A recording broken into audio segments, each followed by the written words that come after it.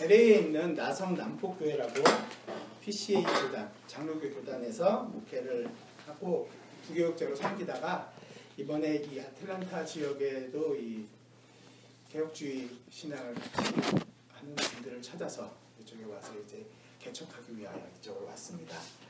아무런 준비 없이 그냥 왔더니 많은 사람들이 걱정도 많이 하고 하나님께서 좋은 길을 안내해 주실 거라고 저는 굳게 믿으며 인사했었습니다.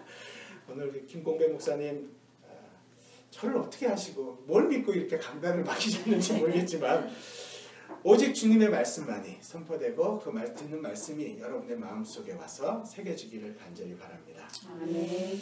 우리가 같이 읽은 히브리서 본문은 사람들이 성경을 읽으면서 많은 사람들이 성경을 읽으면서 이 히브리서를 잘 읽지를 않습니다. 잘 읽으려고 하지 않고 잘 보지 않는 성경 중에 한 권이 바로 이 히브리서입니다. 왜냐하면 히브리서 내용을 쭉 읽어보면 아시겠지만 뭐 제사제도, 뭐 속죄 제물이 어떻고 안식이 어떻고 출애굽 내용 나오고 대부분의 배경이 되는 내용들이 다 구약에 있는 내용을 가지고 이 설명을 하고 있기 때문에 히브리서가 굉장히 어렵습니다. 어렵다고 생각을 합니다. 우리나라 사람들도 그렇죠. 제사 안 지내시잖아요. 특히 미국에 계시면 예수 믿으면서 제사 저도 그때 한 번도 제사를 안 지내봤는데 제사 어떻게 하는지 다 잊어버렸습니다. 관심이 없으니까요. 안 해봤으니까요. 마찬가지죠. 히브리서를 우리가 어려워하는 이유 중에 하나가 뭐냐면 이 구약에 대한 바른 지식이 많이 없기 때문에 그렇습니다. 제사 제도에 대한 인식이라든지 이런 것들을 잘 몰라요. 알면 쉽죠. 알면 요즘 아이들이 운동선수에 대한 지식들을 정말 너무너무 잘합니다. 제 아들하고 저하고도 같이 얘기하면서 투수가 방어율이 얼마고 커쇼의 방어율이 얼마고 누가 잘 치고 데릭 지터가 올해 은퇴하는데 뭐 어떻게 하고 이런 방어율이 얼마고 이런 거에 대해서 굉장히 잘 알아요. 왜 잘하느냐? 관심이 있으니까요. 알고 싶고 그거에 대한 관심을 갖게 되면 굉장히 많은 내용을 알게 되고 그리고 또 그래야지 또 야구를 본다거나 운동을 보는 재미가 있습니다. 근데 문제는 이런 거예요. 관심을 갖긴 갖는데 어떤 관심이냐는 거죠. 유현진을 갖다 놓고 유현진에 대해서 알아보는데 유현진이 타율이 얼마고 홈런을 몇 개 치고 이런 걸 알려고 들면 이건 잘못된 관심이죠. 유현진은 투수인데 타율을 알아야 될 이유는 하나도 없다는 거죠. 바른 관심이 필요하다는 거예요. 바른 관심이. 그러니까 성경을 우리가 이해하는 데 있어서도 제사 제도라든지 이런 것들을 구약을 아는데 바르게 접근하지 않으면 우리는 이것을 아는 데 있어서 많은 혼란을 가져올 수밖에 없다는 것입니다. 성경 전체 이해에 대해서 우리가 바르게 이해를 하지 못하기 때문에 성경을 이해하는 데 어려움이 있고 특별히 히브리서 같은 경우도 더 많이 어려움을 겪게 된다는 것입니다. 그 중에 가장 많은 것은 이 성경을 우리를 중심으로 해서 많이 생각할 때가 많이 있습니다. 오늘 이 성경 말씀을 통해서 좋은 교훈을 얻는 말씀을 내가 들어야겠다. 마치 노노맹자, 명심보감 제가 찾다 보니까 이런 말들이 있더라고요. 자활, 순천자는 제하고 순악자는 망이니라. 무슨 말인지 아시겠어요? 하늘을 따르는 사람은 살고 하늘을 역행하는 사람은 망한다. 이런 좋은 말씀을 마치 명심봉합을 읽듯이 성경을 자꾸 읽으니까 잘못된 접근이란 말이죠. 바르게 이해할 수 없는 것입니다. 그래서 성경 말씀에 있는 잠언이나 지혜서에 있는 내용들을 우리가 들으면서 잠언 13장 4절 게으른 자는 마음으로 원하여도 얻지 못하나 부지런한 자의 마음은 풍족함을 얻느니라. 좋은 말씀이잖아요. 이런 좋은 말씀들을 얻고 내가 열심히 부지런하면 풍성한 것을 얻게 되는구나. 이렇게 접근을 하게 되면 정말로 성경이 원하고 있는 말씀을 다 우리가 이해하는데 부족하단 말이죠. 두 번째로 이 좋은 교훈뿐만이 아니라 우리에 있어서 삶의 도움을 얻으려고 많이 해요. 요즘에 막 그 파워 블로거들 많잖아요. 블로거들 많고 카페들 많고 그 정보들을 다 얻어서 제 아내도 좋은 뭐 정보에서 빵도 만들고 거기서 반찬도 만들고 하는데 그런 것들을 사용하는 일환으로 성경을 자꾸 사용하려고 합니다.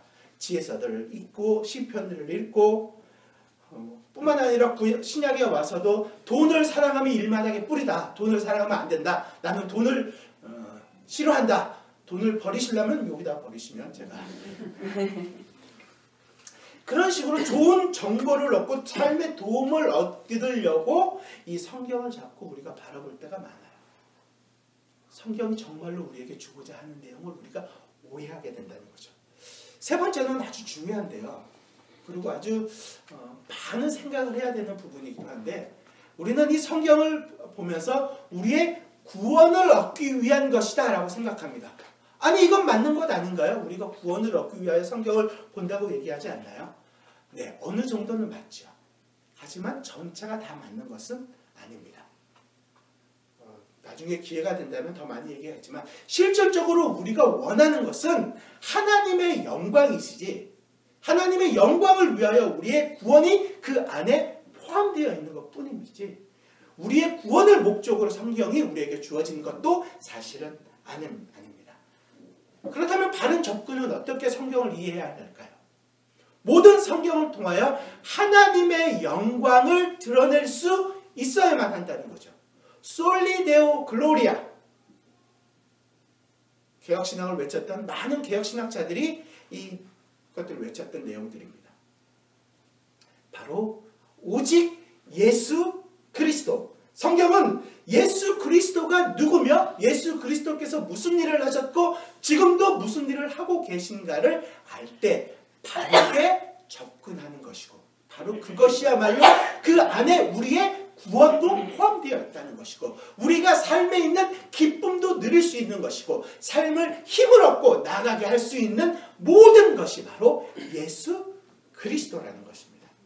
따라서 모든 성경에서 예수 그리스도를 볼 수 있어야 한다는 거죠. 우리 한번 찾아볼까요? 정말로 그런가? 요한복음인데요.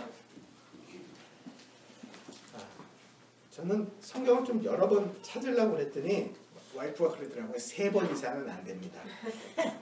요한복음 21장 신약성경 184페이지 30절 31절이요. 요한이 마지막에 가서 이 책을 기록한 목적에 대해서 얘기해요.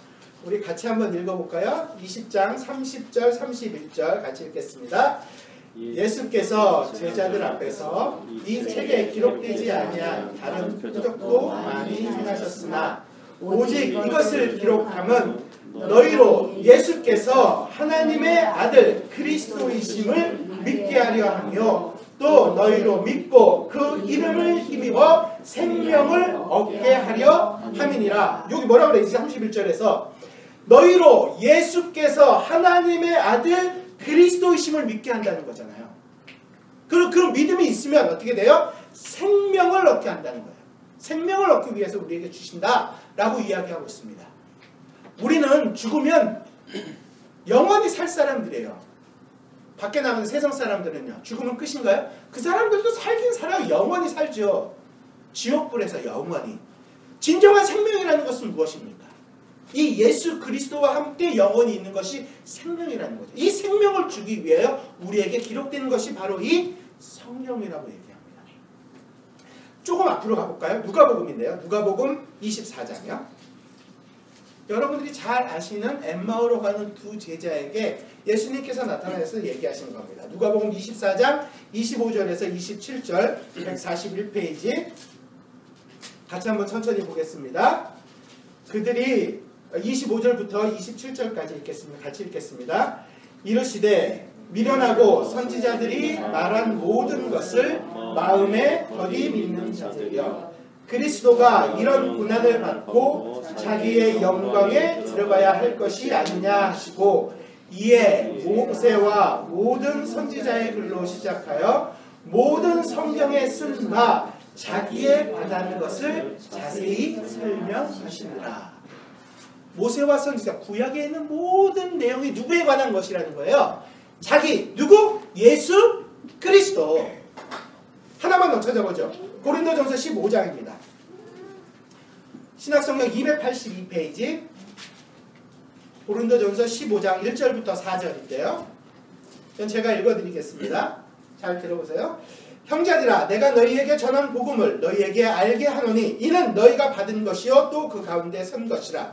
너희가 만일 내가 전한 그 말을 굳게 지키고 헛되이 믿지 아니하였으면 그런 말미암아 구원을 받으리라.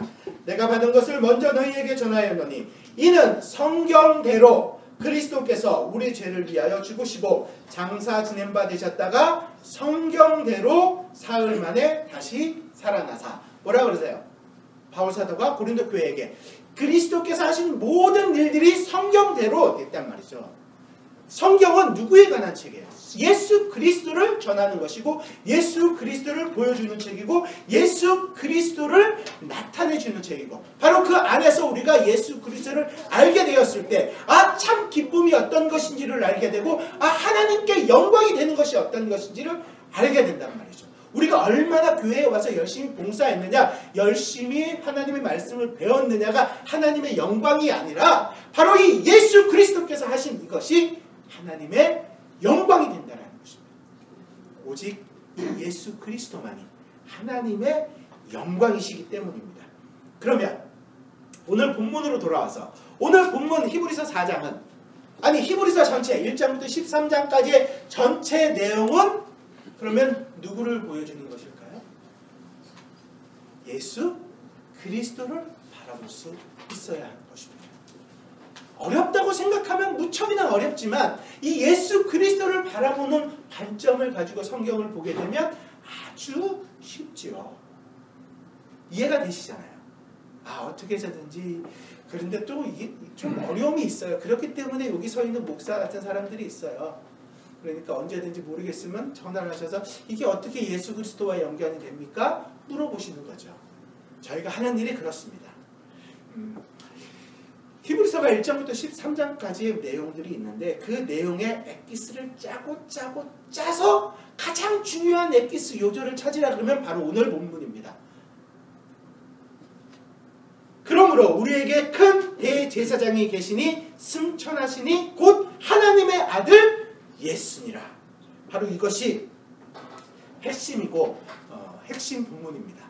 오늘 이 본문을 14절, 15절, 16절을 다 보면 오늘 식사 아마 못하실지도 몰라요. 그래서 아마 14절을 중심으로 제가 좀 살펴보려고 합니다. 14절을 우리 같이 한번 큰 소리로 한번 읽어볼까요? 그러므로 우리에게 큰 대제사장이 계시니 승천하시니 곧 하나님의 아들 예수니라. 우리가 믿는 도리를 굳게 잡을지어다. 뒷부분에 얘기하죠. 14절 뒤에서 우리가 믿는 도리를 어떻게 해요? 굳게 잡으라고. 어떻게 하라고요? 굳게 잡으라고. 여러분들은 언제 무엇을 굳게 잡나요? 지금 성도에게 히브리서 기자가 지금 이 글을 읽고 있는 그 이스라엘 구원받은 성도들에게 뭔가를 지금 굳게 잡으라고 권면하고 있는 내용인데요. 언제 굳게 잡나요? 모든 것이 평안하고 괜찮으면 그냥 굳게 잡고 가나요? 그런 것이 아니라 마치 낭떠러지에서 떨어질 것 같은 그런 상황이 되면 어떻게 합니까? 지푸라기 하나라도 그냥 꽉 붙들고 살려고, 그렇죠? 꽉 붙들고 가는 것이 마찬가지잖아요. 무엇인가 지금 굳게 잡으라고 히브리서 기자가 이야기하고 있다면 이 글을 읽고 있는 그 성도들은 무언가를 굉장히 어렵고 꽉 잡아야만 하는 그런 위급하고 급박하고 아슬아슬한 그런 상태에 있다는 것입니다. 그들이 지금 겪고 있는 삶 자체가 그렇게 호락호락하지 않은 삶을 경험하고 있다는 것입니다. 누가요? 성도들이 믿음을 고백한 대로 삶을 산다는 것이 쉽지가 않습니다. 왜냐하면 우리 원수 마귀는 우리를 쓰러뜨리려고 오늘도 최선을 다해 노력하고 있습니다. 불철주야, 사시사철, 주구장창 우리를 흔들고 넘어뜨리려고 오늘도 노력하고 있고요. 계속해서 할 것입니다. 그래서 우리가 잡고 있는 이 예수 그리스도를 포기하게끔 만들려고 그렇게 하고 있다는 것입니다. 그러나 우리는 너무도 잘 알죠. 그렇게 되지 않습니다. 왜냐하면 우리가 그걸 꽉 잡고 있어서요. 우리는 조금만 느슨하면 다른 거 잡고 싶어 해요.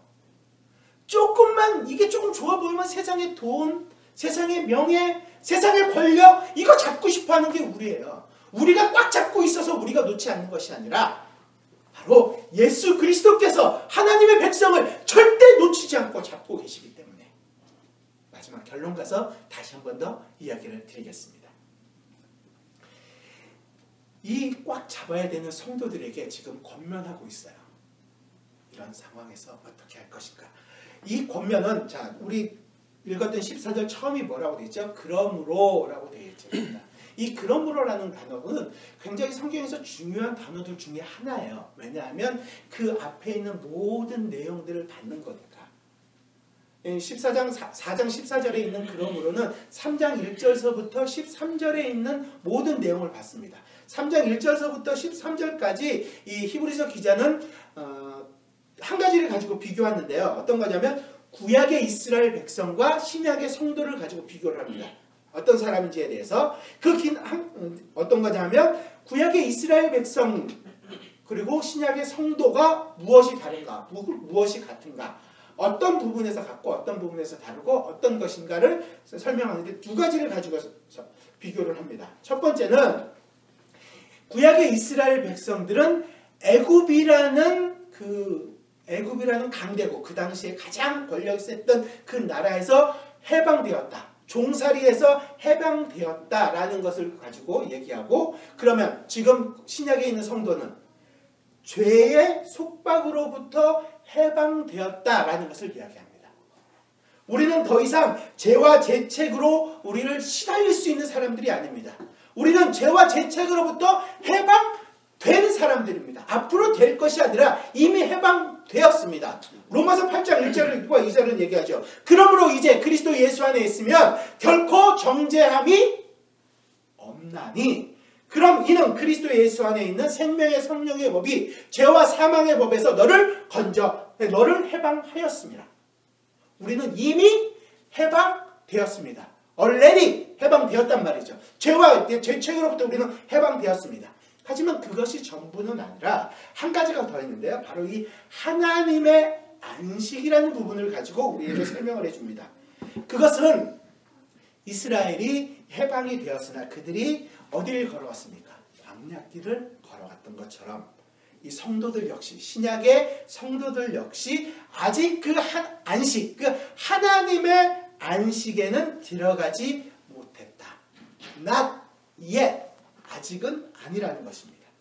우리는 아직 완전한 하나님의 안식을 가지고 있는 것은 아닙니다.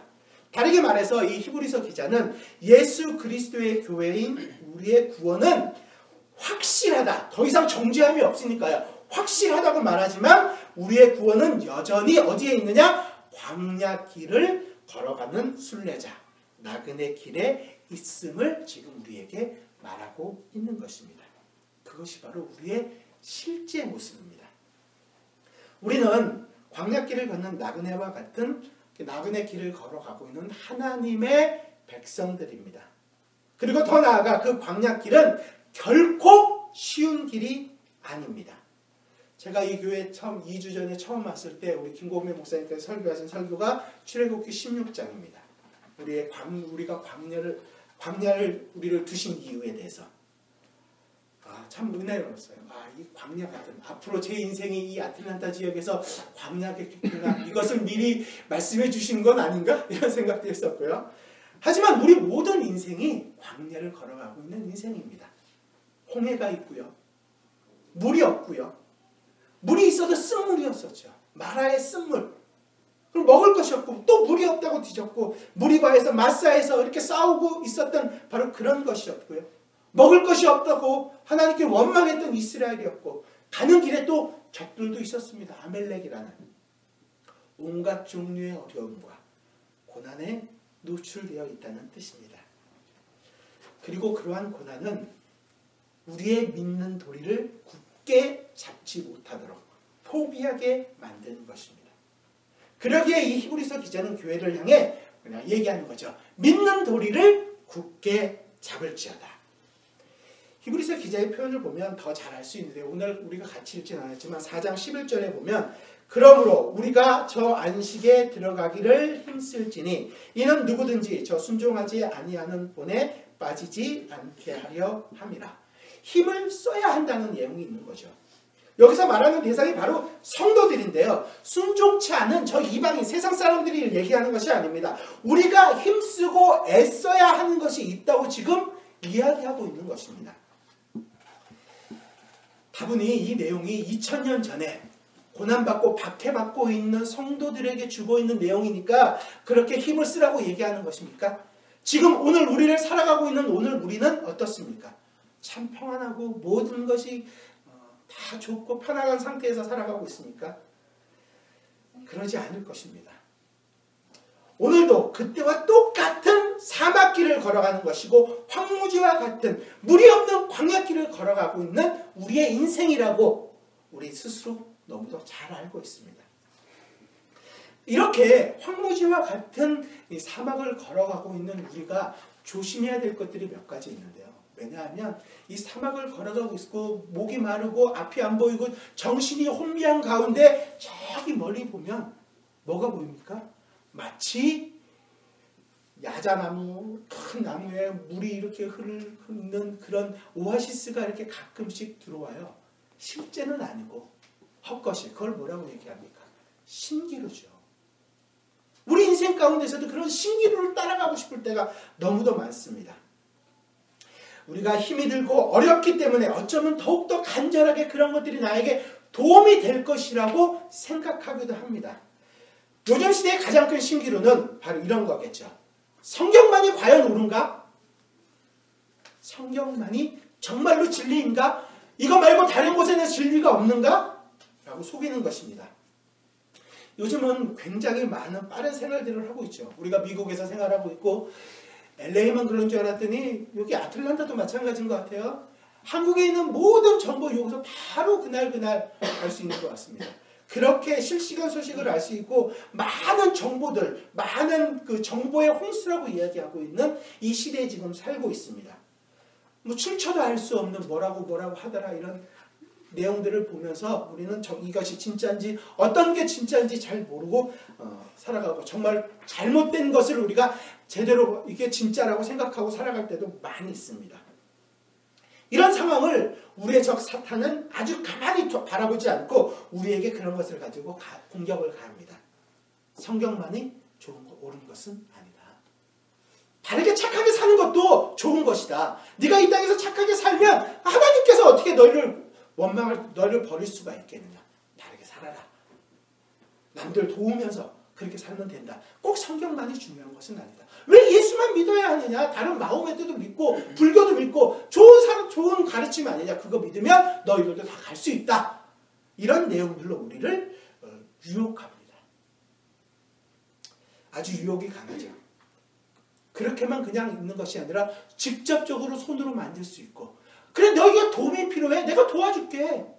요즘에는 뭐 여호와의 증인이나 많은 사람들이 힘들고 어려운 사람들을 도와주는 것으로 그들을 전도 활동이라 그들 나름대로의 전도 활동들을 하는 것 같아요. 실질적으로 도움을 받을 수 있도록 눈에 보이고 손으로 만질 수 있도록 그렇게 다가오기도 합니다. 과학이라는 것도 마찬가지죠. 이렇게 과학이 발전하는 것인데 어떻게 그 노아의 홍수라는 것이 있을 수 있으며 어떻게 구약에 있는 그런 것들이 홍해가 갈라질 수 있으며 그런 것들은 말도 안 되는 거다. 그냥 우리가 눈에 보이고 증명할 수 있는 것을 믿고 따라가면 된다. 라고 이야기합니다. 이 모든 것이 우리를 속이는 신기루입니다. 또 다른 신기루가 있는데요. 좀 전에 말씀드린 것처럼 우리 인간은 선하다라고 이야기하는 것입니다. 인간이 선합니까? 저도 제 아내랑 같이 사는데 제 아내는 참 선합니다. 하지만 제 아들이 보는 엄마는 그렇게 선하지 않습니다. 잔소리 대마왕이죠. 인간은 기본적으로 선한데 어쩌다가 하나님께서 주신 명령을 잠깐 어겨서 잠깐 실수로 범죄했을 뿐이다. 그래서 우리는 우리 힘으로 얼마든지 조금 착하게 살고 바르게 살면 이 땅에서도 잘 살 수 있을 것이라고 생각하게 만듭니다. 하지만 그렇지 않습니다. 우린 지금 아담의 범죄함으로 하나님으로부터 떨어진 채 사망 가운데 있는 자들이며 사망에 있다라는 것은 생명으로 옮길 수 있는 능력이 아무것도 없다라는 것입니다. 따라서 우리로서는 우리의 힘으로는 결코 하나님께 갈 수 있는 방법이 아무것도 없다라는 것입니다. 우리는 이런 사실을 자주 잊어버립니다. 그래서 우리가 살아가는 목적도 이 땅에 두고 살 때가 아주 많습니다. 좋은 집을 갖고요.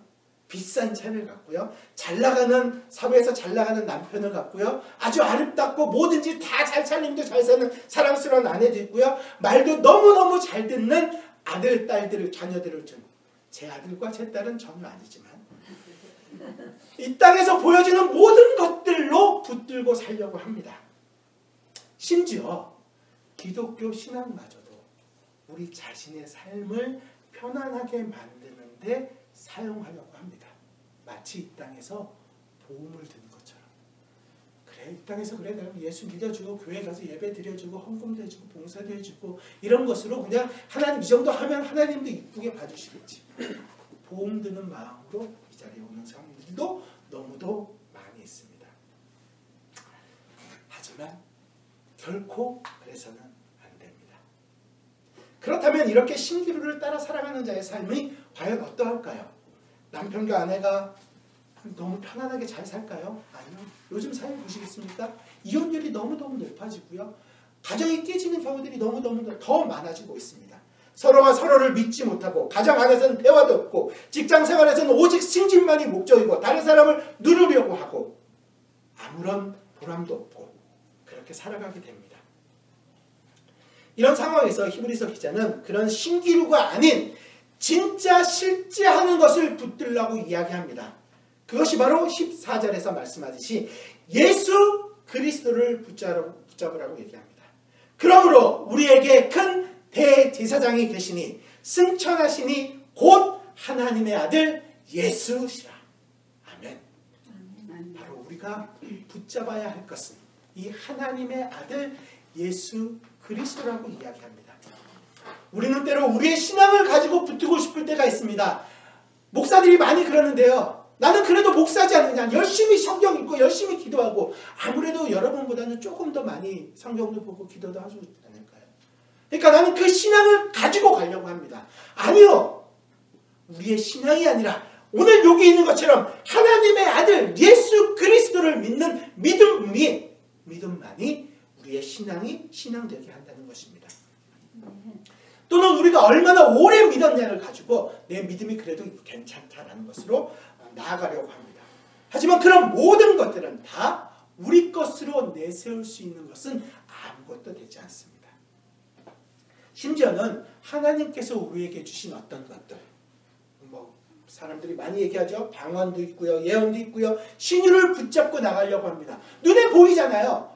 확 띄고 좋아 보이고 뭔가 있어 보이고, 하지만 그 모든 것들로 되지 않는다고 이야기합니다. 그러면 무엇이요? 예수 그리스도. 그분이 누구십니까? 지금 여기서 얘기하죠. 4장 14절에서 그는 큰 대제사장이라고 얘기합니다. 대제사장이면 대제사장이지 큰 대제사장은 또 뭔가, 그렇죠? 제목을 쓰는데 큰 대제사장이라 했더니 제 와이프가 이게 뭐야 큰 대제사장이? 성경을 읽어보라고 제가 얘기했죠. 저희 아들이 이제 여기 처음 와서 김 목사님 댁에 가서 이제 같이 아이들하고 같이 모였어요. 이 김 목사님이 애가 넷이라는 건 아시죠? 다 믿음이 너무 좋으신 것 같아요. 막내가 션인데 션한테 있어서 형은 그저 하늘이하고 조셉하고 이렇게 비슷한 또래에 있는 형들인 것 같아요. 근데 하민이가 왔어요. 제 아들이 이제 하민인데 거기도 좀 크잖아요. 그랬더니 션 눈에는 큰형인 거예요. 큰형. 큰형 같다고. 큰형 어딨냐고. 큰형을 찾게 되더라고요. 그렇게 이 큰 대제장은 예수님도 이렇게 큰 그런 것을 이야기하는 건가요? 아니면 예수님께서 키가 크기 때문에 큰 대제사장이라고 얘기하는 것일까요? 아니요. 그렇진 않습니다. 이것은 히브리서 5장 10절에 있는 내용을 줄여서 얘기하고 있는 큰 대제사장이라고 얘기하고 있는데 히브리서 5장 10절은 얘기합니다. 하나님께 멜기세덱의 반차를 따른 대제사장이라 칭함을 받으셨느니라. 누가요? 예수 그리스도가. 이 큰 대제사장이라고 얘기하는 것은 멜기세덱의 반차를 쫓는 분이다 라고 얘기하는 거예요. 대제사장들은, 구약의 대제사장들은 오직 아론의 계열들, 아론이 누구냐면 레위 지파예요. 레위 지파 제사장 계열에서만 나오는데 예수님이 레위 지파인가요? 예수님은 레위 지파일까요? 예수님은 다윗의 후손이잖아요. 다윗은 레위 지파가 아니에요. 다윗은 유다 지파지. 그러면 대제사장이 될 수가 없는 거 아니에요. 그런데 어떻게 대제사장이 되느냐? 이 레위 지파보다 더 뛰어난 멜기세덱의 반차를 따르는 예수님이다. 그렇기 때문에 그분이 큰 대제사장, 오직 이분만이 대제사장으로서의 역할을 하신다라는 것을 보여주는 것으로 예수님을 큰 대제사장이라고 얘기합니다. 두 번째로 예수님을 뭐라고 표현합니까? 승천하신이라고 얘기합니다. 승천하신 분이라고 얘기합니다. 승천 그러면 우리의 머릿속에 생각이 어떤 거냐면 그저 하늘에 계시다라는 생각들을 제일 많이 합니다. 하지만 원문 표현을 보면 좀 다르게 이해할 수밖에 없는데요. 제가 원래 히브리어 헬라어 이런 얘기 잘 안 하는데 승천이라고 쓴 단어가 디엘리도타라는 단어인데요. 이게 원문으로는 디에르코마이라는 무엇을 통과하여서 지나간다. 그런 의미를 가지고 있는 단어에서 온 거예요. 일단 영어 성경을 혹시 가지고 계시면 읽어보시면 알겠지만 Who has passed through the heavens예요. 그러니까 하늘들을 통과해서 올라가셨단 말이에요. 하늘들을 통과해서 하늘에 계시다. 저 하늘에 있는 것이 아니라 우리가 보고 있는 저 하늘 우주에 있는 것이 아니라 그 하늘들을 통과해서 어디에 계시는 거예요? 하나님과 함께 계시다라는 것을 지금 이야기하고 있습니다. 하늘들을 통과해서 하나님이 계신 곳에 계신다는 표현을 지금 이 승천하신 분이라고 얘기하고 있는 거죠. 단순히 그냥 하늘에 있다라는 것이 아니고. 그럼 왜 거기 계시냔 말이에요. 거기서 무엇을 하시려고? 이 땅에서의 모든 사역을 마치셨기 때문에 그는 이제 하늘에 올라가셔서 있습니다. 하나님 우편에 계시는 거죠. 이 땅에서 어떤 사역을 주로 하셨는데요? 예수님께서는 갈라디아서에 의하면 율법 아래 오셔서 율법이 원하는 모든 것들을 다 지켜 순종하셨다라고 얘기합니다. 우리가 결코 순종할 수 없어서 망하고 죽어야 하고 하나님의 심판을 받아야 하는 그 율법을 예수님께서 본인이 스스로 육신을 입고 이 땅에 오셔서 그 율법을 다 이루셨다. 완성하셨다라고 이야기합니다. 그 율법이 완성만 하신 것이 아니라 우리가 그 죄 때문에 죽어야 하는 그 죽음을 당신께서 직접 자신이 제물이 되셔서 십자가에서 죽으셨습니다. 죄의 싹슨 사망이라는 그 죽음을 예수님께서 죽으셨죠. 예수님께서 그 고난과 멸시와 채찍질을 다 받으시면서 십자가에서 죽으셨습니다. 그래서 죽은 것으로 끝났나요? 아닙니다. 죽고 끝난 것이 아니라 예수님은 부활하셨습니다. 부활하셨다는 것은 바로 그가 죄가 없으시다라는 것이 하나님께서 그를 증거해 준 것입니다. 그렇게 그리스도의 죽으심과 그 죽으심으로써 성취하신 모든 결과들은 그것으로 끝난 것이 아니라 여전히 지금도 하나님 우편에서 하고 계시는 하나님의 그 대제사장적인 일의 근거를 마련해 주고 있는 것입니다. 이것을 히브리서 기자는 얘기하는데 8장 1절인데요. 지금 우리가 하는 말의 요점은 이러한 대제사장이 우리에게 있다는 것이라. 그는 하늘에서 지극히 크신 이의 보좌 우편에 앉으셨으니. 그리고 4절에서 다시 얘기하는데 예수님께서 만일 땅에 계셨더라면 제사장이 되지 아니하셨을 것이니 이는 율법을 따라 예물을 드리는 제사장이 있음이라. 예수님께서 이제 땅에 계셨다면 그는 대제사장이 아니라고 얘기하는 거예요. 왜냐하면 땅에는 있으니까. 그가 이제 예수님께서 하늘 올라가셔서 하나님 나라 우편에서 거기서 대제사장으로서의 일을 하고 계시다고 지금 성경은 우리에게 이야기하고 있는 것입니다. 어떤 일을 하고 계신가요? 우리를 위하여 적극적으로 하나님 앞에서 우리를 대신하여 간구하고 계십니다. 그분은 여전히 살아계셔서 하늘 보좌 우편에서, 하나님 우편에서 우리를 위하여 우리가 대신 흘려야 하는 눈물과 아픔을 함께 가지고 하나님께 우리의 모든 것을 아뢰는 대제사장으로서의 역할을 아직도 그 일을 하고 계시다는 것입니다.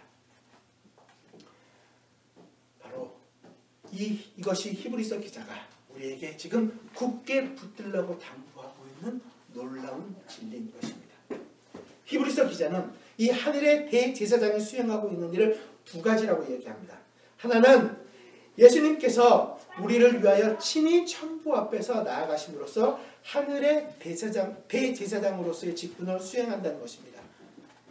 우리의 의가 되셨다는 것이죠.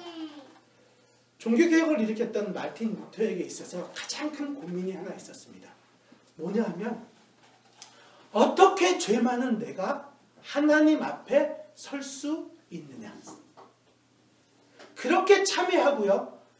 그 비텐베르그 성당의 그 많은 계단들을 무릎으로 올라가면서 참여하고 회개하고 해도 회개를 하고 또 해도 마음속 깊이 있는 자신의 죄는 어쩌지 못하리라 때문에 자신은 알고 있다는 거죠. 그런 죄를 갖고 있는 내가 어떻게 의로우신 하나님 앞에 설 수 있겠냐는 거죠. 도저히 설 수 없다는 거죠. 그런데 지금 우리를 대신하여 우리의 의가 되신 예수 그리스도께서 그 하나님 앞에 쓰셨단 말이에요. 우리의 의가 되셔서. 이것이 지금 예수님께서 보좌 우편에서 하고 계신 일입니다. 둘째는 그리스도께서 우리를 위해 기도하심으로써 대제사장으로서의 직분을 수행하고 계십니다. 히브리서 7장 25절은 말합니다. 그러므로 자기를 힘입어 하나님께 나아가는 자들을 온전히 구원하실 수 있으니 이는 그가 항상 살아계셔서 그들을 위하여 간구하심이라. 예수 그리스도께서 하늘에서 수행하시는 이 대제사장의 사역의 두 번째 사역은 우리를 위한 중보 기도의 사역입니다. 예수 그리스도는 이 땅에서 모든 일을 이루신 분입니다. 그럼 뭐가 아쉬워서 이제 하늘에서도 기도하고 계시는 걸까요? 그것이 바로 우리가 처해 있는 상황이 바로 이렇게 어렵고 힘들고 예수 그리스도께서 아버지 앞에 열심히 간구해야만 하는 상황이기 때문에 그렇습니다. 그분이 한순간도 졸지 않고 주무시지도 않고 기도하시는 이유가 우리가 처한 상황이 그만큼 힘들고 어렵다는 것을 보여주는 까닭입니다. 우린 어쩔 때는 예수님께서 우리 멀리 떨어져 가시고 우리만 힘들어 죽을 똥 살 똥 고생하면서 살아가고 있는 것이라고 생각할 때가 많습니다. 아니요, 그렇지 않습니다. 우리보다도 더 열심히 아버지 앞에서 우리를 위하여 간구하고 계시는 분이 예수 그리스도십니다. 왜냐하면 우리와 똑같이 시험을 받으셨고 우리와 똑같이 아픔을 경험하셨고 우리와 똑같이 눈물을 흘리셨고 우리와 똑같이 모든 고난과 어려움을 경험하셨고 자기 온몸에 체험을 하셨던 분이기 때문에 그렇습니다. 하지만 이 예수님은 결코 시험에 넘어가시지 않으셨죠. 그래서 우리처럼 시험 받는 우리를 도우실 수 있는 것입니다. 예수님께서는 우리가 노출되어 있는 온갖 어려움과 위험, 시험의 광야를 잘 아십니다. 친히 경험하셨기 때문에 너무 잘 아십니다. 또한 그 위험이 예수 믿으면 없어지는 것이 아니라는 것도 너무도 잘 아십니다. 끝까지 인내하는 것이 자동적으로 이루어지는 것이 아니라는 것을 아십니다. 기도 없이는 인내할 수 없다는 것을 너무도 잘 아십니다. 예수님께서는 그래서 십자가에서 죽으심으로 모든 것을 끝내시고 우리를 그저 그냥 던져두시, 자 내가 다 했으니까 너희들 한번 해봐, 던져놓으시고 우리를 내버려 두신 것이 아니라 우리가 주님을 늘 필요로 한다는 것을 우리보다 주님께서도 더 잘 아시고 계시기 때문에 그래서 예수님께서는 오늘도 우리를 위하여 하나님 앞에서 대언하시고 우리를 위하여 중보 기도하고 계신 것입니다. 그 수마귀가 우리를 삼키려고 할 때마다 그 시도가 헛된 것이 되도록 예수님께서 우리를 위하여 기도하고 계십니다. 사탄은 우리를 밀 까부르듯이 까불려고 해도 우리는 그 믿음에서 떨어지지 않도록 우리를 붙들고 계시고 아직도 기도하고 계시기에 우리가 우리가 지금 이 자리에 있고, 우리가 지금 주님 앞에 나아갈 수 있고, 우리가 지금 주님을 찬양할 수 있고, 우리가 주님의 말씀을 들을 수 있는 것입니다. 즉 우리가 이 믿는 도리를 굳게 잡도록 해주시기 위하여 기도하시고 계시며, 이 기도만이 정말로 효력이 있는 것입니다. 여러분이 처한 삶이 아무리 복잡하고 절박하고 혹시 절망적이라고 할지라도 문제가 더 이상 되지는 않습니다. 현실의 문제가 아무리 크고 무겁게 보일지라도 예수 그리스도를 확고히 의지하고 있다면 그리스도께서 지금 우리를 위하여 기도하고 계시다는 것과, 그 기도를 통하여 그 어려운 문제를 해결해 줄 수 있는 자원을 주신다거나 아니면 그 문제를 이겨고 나갈 수 있는 용기와 힘을 주셨다는 것을 확신할 수 있는 것입니다. 아멘. 그러므로 사랑하는 성도 여러분, 더 무엇을 망설이시겠습니까? 더 무엇을 주저하시겠습니까? 성경이 말하듯이 담대히 은혜의 보좌 앞으로 나아갈지니라. 우리의 모든 것을 다 주님 앞에 아뢰시기 바랍니다. 우리가 아뢰지 못할 그 어떤 것도 이젠 우리에게는 없습니다. 우리가 이렇게 힘들어하고 아파했던, 마음속 깊이 쌓아뒀던 그 죄된 본성들 주님 앞에 내어놓으십시오. 부끄러워서 누구 앞에 말하지 못했던 그 모든 부끄러운 것들 주님 앞에 내어놓으십시오. 그리고 얘기하십시오. 주님께서 나의 모든 것들을 다 이기셨습니다. 그 이기신 예수 그리스도를 더 굳게 붙들고 살길 원합니다. 주여 도와주옵소서. 그 주님만을 의지하며 살아가게 도와주옵소서. 아멘.